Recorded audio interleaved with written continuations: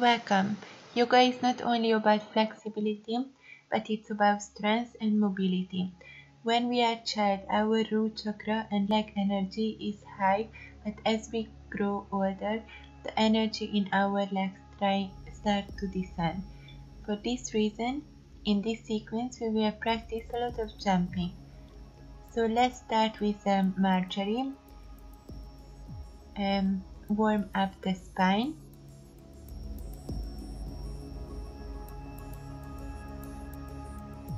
And after go to Adho Mukha Svanasana.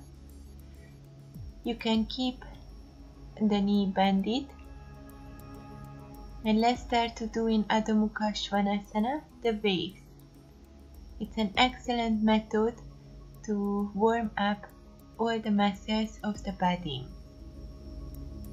See that now you're rooting with the hands and with the feet. And now do Adho Mukha and Urdhva Mukha Svanasana alternatively. See that you're moving the spine vertebra by vertebra. See that you're keeping the legs strong, the knee straight, the hands straight, elbow straight. Relax for a few breaths.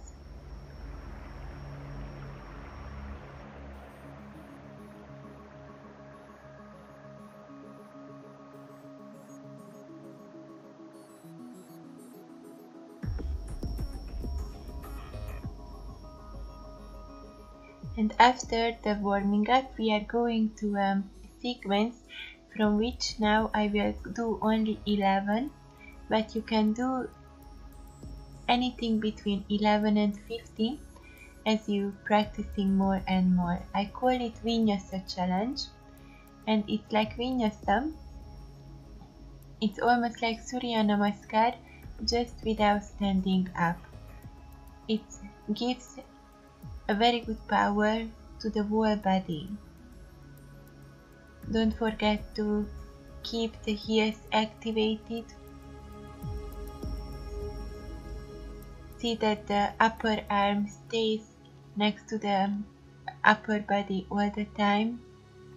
See that you're using the armpit bandha and the shoulders bandha, the energy locks in the shoulders and in the armpit. And see that you're keeping your hips very strong all the time using the bandhas.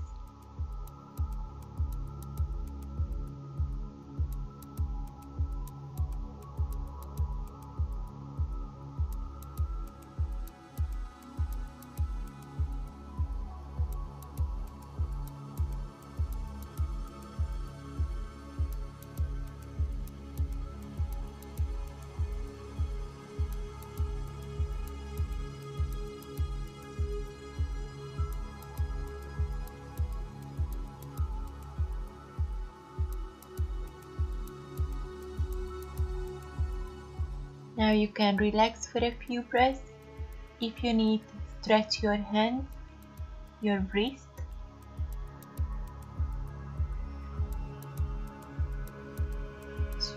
Stretch your shoulders.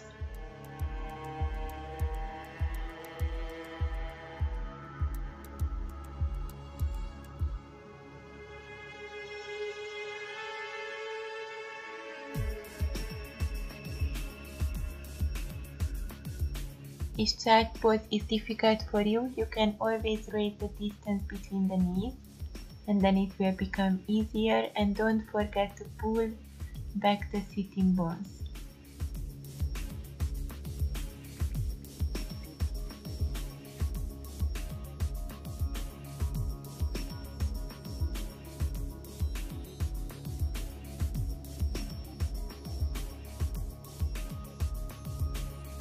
And next we will start the 8-point asanas, where the shoulders, the chest, the knees and the ball of the feet touching the ground.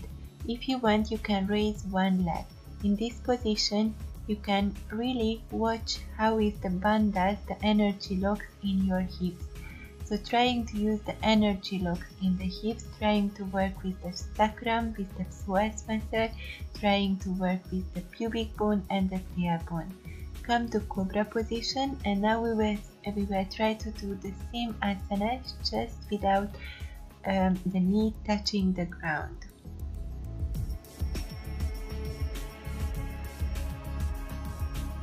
So after you rest a few breaths, come to plank position. From that, try to touch with the chest and the shoulders the ground, and raise one leg.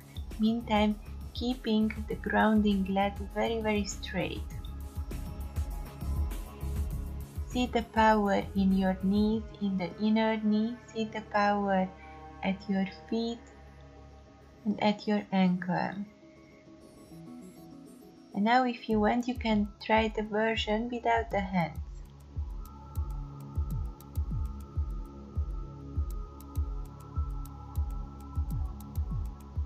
Relax, come to cobra position and rest for a few breaths.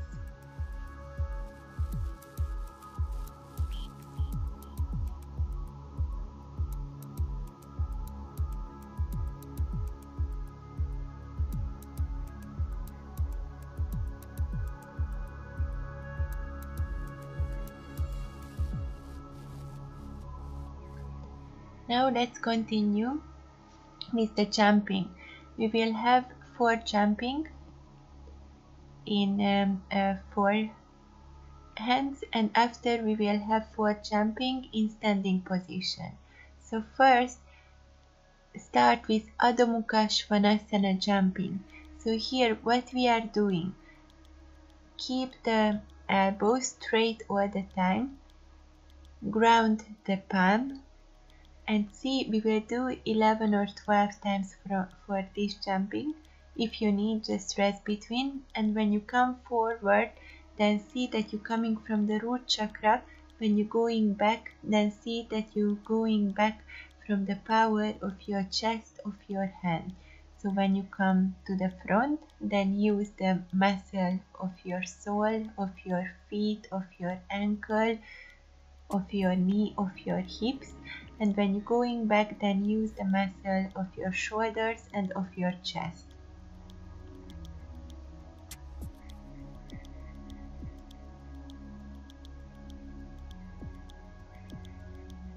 This type of jumping, it gives you a strong inner strength if you practice regularly.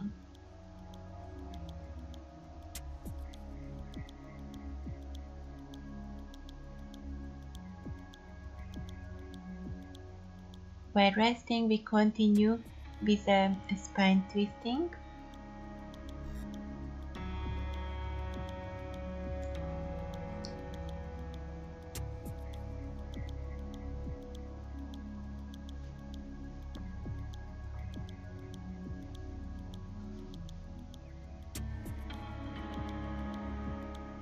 Do it to the other side as well.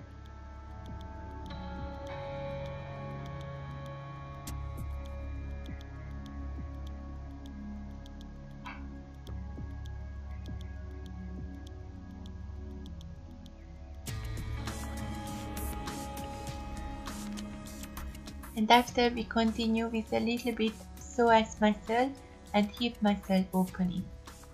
Come to low lunge, move back and forward, and try to keep the hip even. Use the 2 bandhas, sacrum inside the body, psoas muscle lengthening.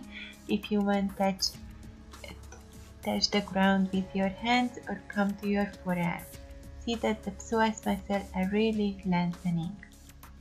Repeat it for the other side as well.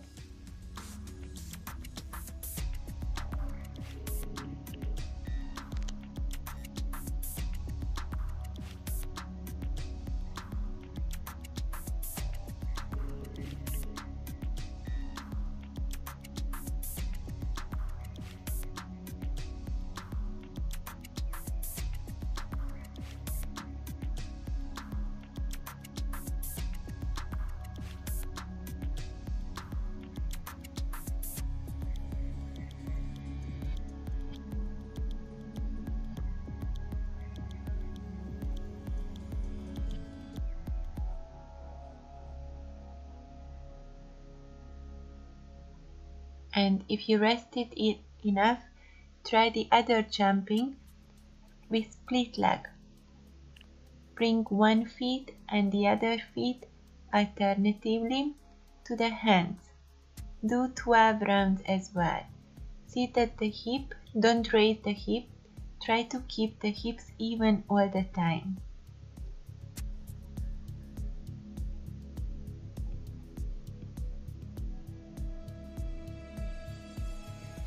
If this exercise is too difficult for you, then just do the previous one.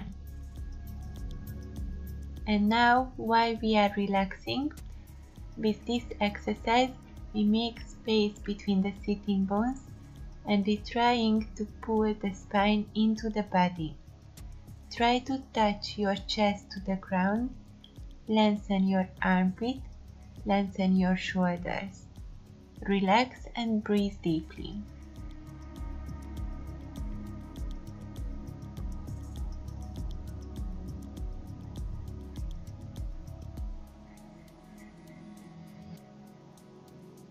Next we will go to the plank position. We will firing up our core muscles. If you don't want to do the plank running, then you can do the following exercise, which is very good for the belly, abdomen and for the stomach. Otherwise, we will do 40 seconds plank running. In plank as well, try to keep the hip even, don't raise the hip, and try to bring the knee very close to the shoulders, to the elbow. So bring the knee to the front.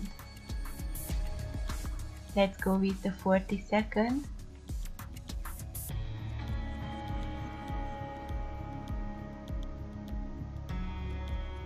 See that your abdomen, your core muscles are firing up.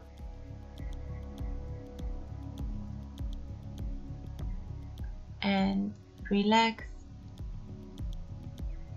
Stretch your wrist.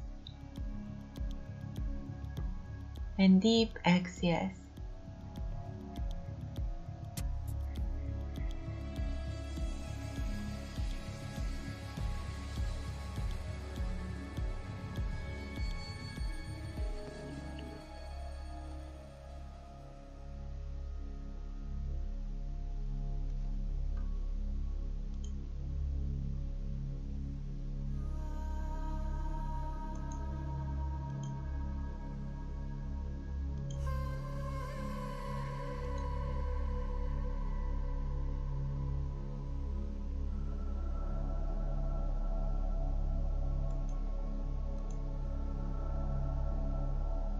Next we will do plank position.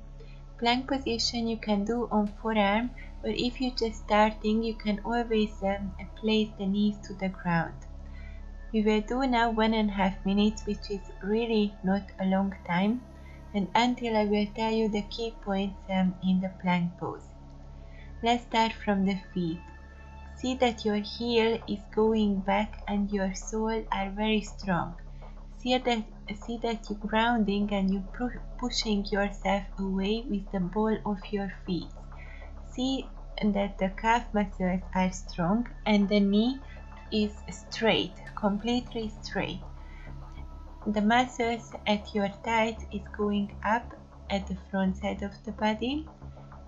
Your abdomen and chest looking to the front, up, and the back side of your body, the muscles on your back side is going towards the heels.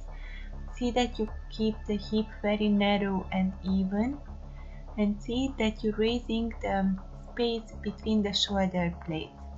Try to keep the neck relaxed and try to keep the two elbows looking towards each other.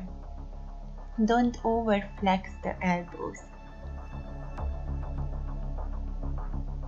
Try to see which muscles are working in this position.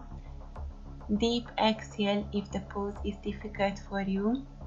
They say those people who can keep this pose for 4 minutes, they will never have lower back problems because the core muscles gets very strong.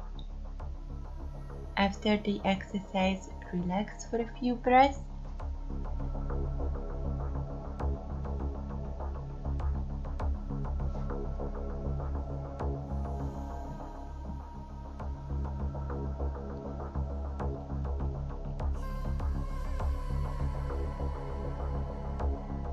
And we will continue lengthening the soul muscles. For standing position, it's very important to lengthen the soul muscles. See that you flex your feet and you're sitting with your sitting bones on your heels. For some people, this pose seems to be very difficult, but after you do a few times, you will get used to it. So next we go to Malasana. In Malasana, see that you are grounding with your heels, you're raising your knees, and you're activating the sitting bones. So you're activating the base of your pelvis, and you don't put effort on the lower back. You can do variation in Malasana. See how flexible becomes your muscle on the thigh and in the hips. And after we will start with the jumping in Malasana. We will do 12 rounds. What is important here that you try to engage the muscles on the back of your leg and try to work with your heels and your sitting bones, and trying to work more with the muscles at the back of the leg instead the front leg.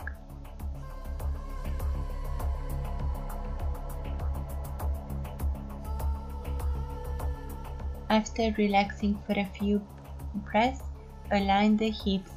See that your heels are very strong. You engage the back of the leg. And we do a standing back bend. This exercise you can do whenever you sit more than 1 hour. It's very good for your lower back. It's pushing back the sacrum into the body.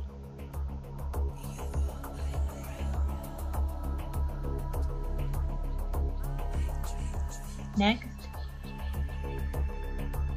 we will do hip opening. We opening the sitting bones. If you want, you can put the hands in Namaskar at your back. And you can do also Garudasana in the position, the eagle pose.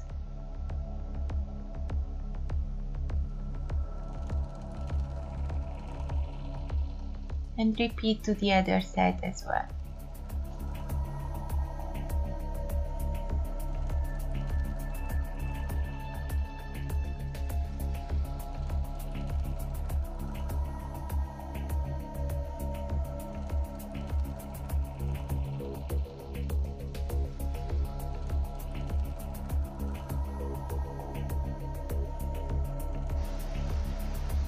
Let's do the second round of the jumping. See how strong you work with the feet muscles, with the ankle muscles, the knee muscles, and the muscles at your buttock.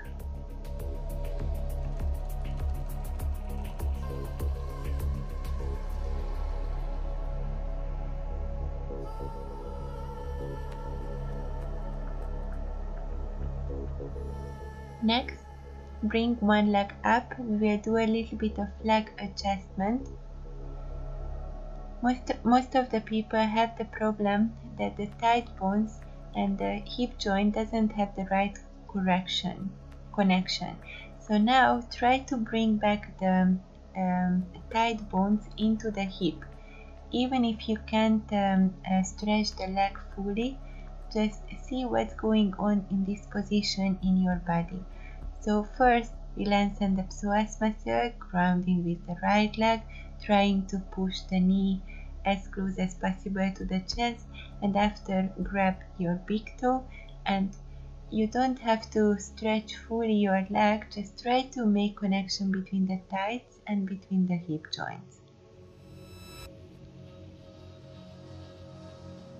And next we coming with a second type of jumping. You jump 3 times, after you gain a little bit power and you jump again. And we will do this 12 times.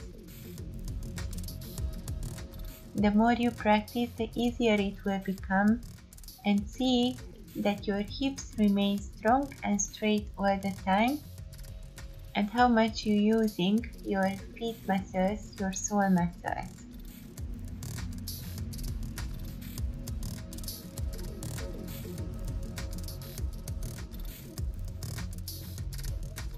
Between the jumping, we will do a little bit of relaxation. Bring the leg hip wide apart, come to Uttanasana. See that the sitting bones are going up, the abdomen is long and close to the thighs, and just hang forward and back and one side and to the other side. Just lengthen the spine, meantime staying on the heel.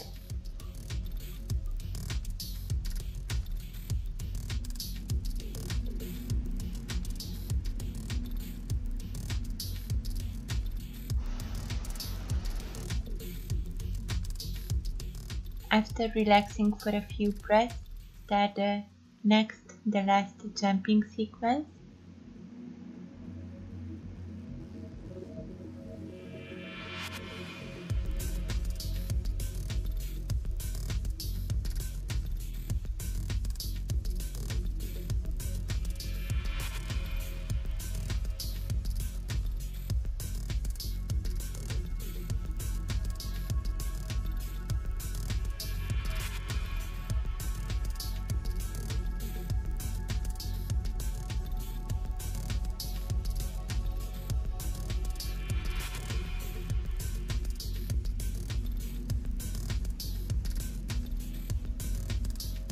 And for relaxation, we will go to Virabhadrasana 1, to the warrior pose.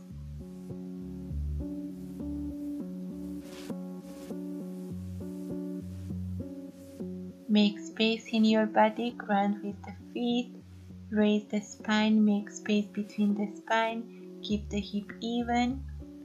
And after, let's go to a Virabhadrasana 3 variation.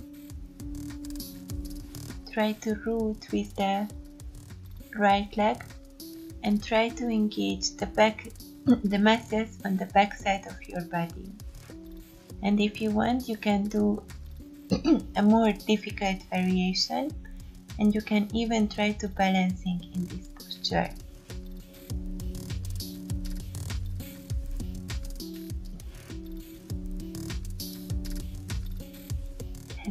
Let's do to the other side as well. Keep the positions for 5 back each asana. See that you're making space in the body. You're making space for the organs, meantime gaining stability, grounding. Engage the back of the body.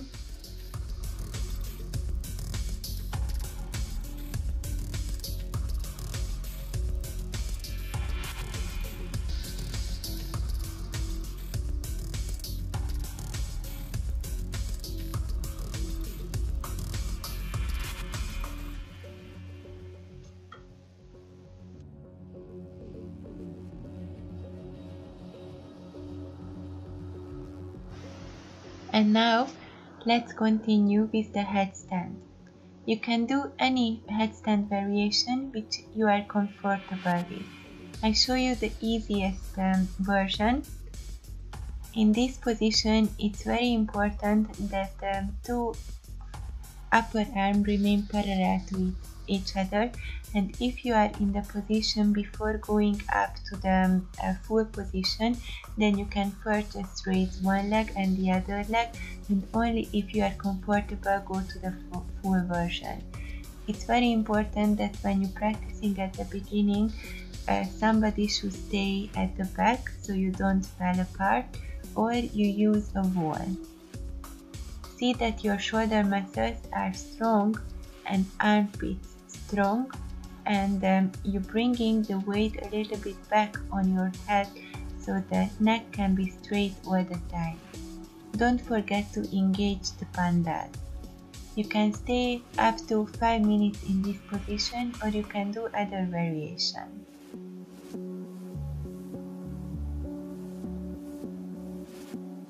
Relax for a few breaths. And after coming to Sarvangasana, shoulder stand. Always do after headstand, shoulder stand. Try to bring the weight to the shoulders. Try to keep the neck long. And in the shoulder stand, the variation I'm trying to show you here is to bring the leg as back as possible so you hardly can see your toes.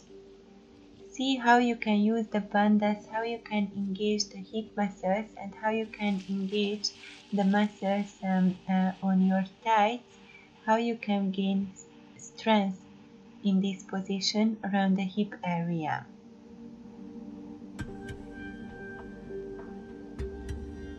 Try to avoid that your shoulders are raising up in this position.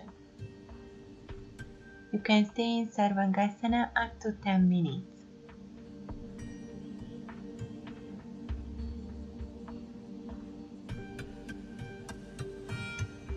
After we continue with one leg Sarvangasana,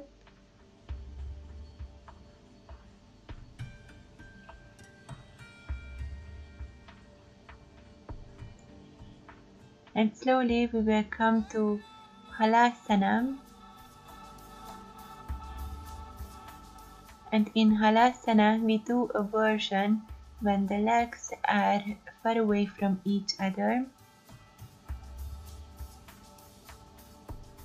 And after you can do Halasana with the legs together. And finishing with Karnapidasana.